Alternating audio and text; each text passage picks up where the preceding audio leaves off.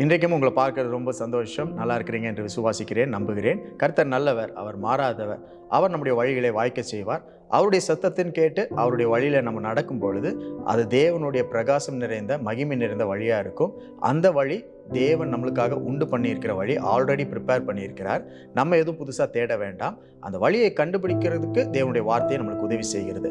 அதுதான் இந்த வசனத்தில் படிக்கிறோம். யோபு 22 அதிகாரம் 28வது வசனத்தில் இப்படி சொல்லப்பட்டிருக்கு: நீர் ஒரு காரியத்தை நிர்ணயம் பண்ணினால் அது உமக்கு நிலைவரப்படும், உம்முடைய பாதைகளில் வெளிச்சம் பிரகாசிக்கும். 2 வார்த்தைகள் சொல்லப்பட்டிருக்கு: நிர்ணயம், நிலைவரம்.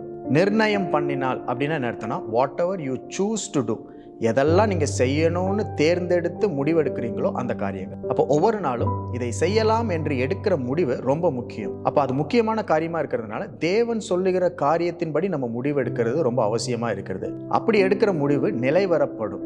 தேவன் சொல்லுகிற காரியத்தின்படி நம்ம முடிவெடுத்து செயல்படும் பொழுது அதுல வெற்றி, ஜெயம் இதெல்லாம் நம்ம பார்ப்போம். அது நிலைவரப்படும். You will succeed in that. அப்படி முடிவெடுத்த அந்த பாதைகளில் வெளிச்சம் பிரகாசிக்கும் அப்படின்னு சொல்லப்பட்டிருக்கு. அப்ப தேவன் சொல்லுகிற காரியத்தை என்னன்றதை நம்ம டிஸ்கவர் பண்ணி ஐடென்டிஃபை பண்ணிக்கணும்.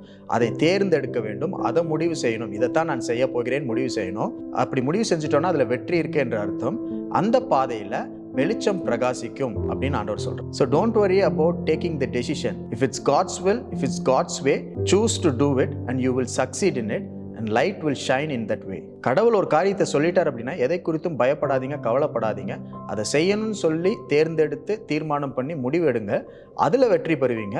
அதுல பாதைகளில் உங்களுக்கு வெளிச்சம் காணப்படும். அப்ப எந்த காரியத்தை முடிவெடுக்கிறோம் என்பது ரொம்ப முக்கியம். தேவன் சொல்லாத காரியத்தை முடிவெடுக்கும் பொழுது அதுல நம்ம வெற்றியை பார்க்க முடியாது, அதுல வெளிச்சத்தையும் பார்க்க முடியாது. தேவன் சொல்லுகிற காரியத்துல தான் வெற்றியும் வெளிச்சமும் இருக்கிறது, பிரகாசம் உள்ள பாதைகள் இருக்கிறது. இன்றைக்கும் ஒருவேளை ரொம்ப கன்ஃபியூஷன்ல இருந்தீங்கன்னா தேவ வார்த்தையை படிங்க, தேவனோட நேரத்தை செலவிடுங்க, ஜெபம் பண்ணுங்க. ஆண்டவர் உங்களோடு பேசுவார். அவர் உங்களுக்கு காட்டுகிற காரியத்தை தெளிவாக நீங்கள் பார்த்து அதுல நடக்க வேண்டும், அதை பின்பற்ற வேண்டும், அதை செய்ய வேண்டும் என்ற முடிவை நாம் எடுக்கும் பொழுது அதுல ஜெயமும் வெற்றியும் உங்களை தேடி வரும். அதில் நடப்பதற்கு தேவையான வெளிச்சத்தையும் தேவன் தருவார். இன்றைக்கும் அப்படி தேர்ந்தெடுக்கும்படிக்கு நல்ல நல்ல காரியங்களை உங்களுக்கு முன்பதாக வச்சிருக்கிறார். தேவனுடைய சத்தம், வார்த்தை உங்களோடு கூட இருந்து சரியான முடிவுகள் எடுத்து வெற்றியை காண, வெளிச்சத்தை காண உங்களுக்கு உதவி செய்கிற ஒரு நல்ல நாள் ஆண்டவர் இன்றைக்கு கொடுத்திருக்கிறார். அதுக்காக அவருக்கு நன்றி செலுத்துவோம்.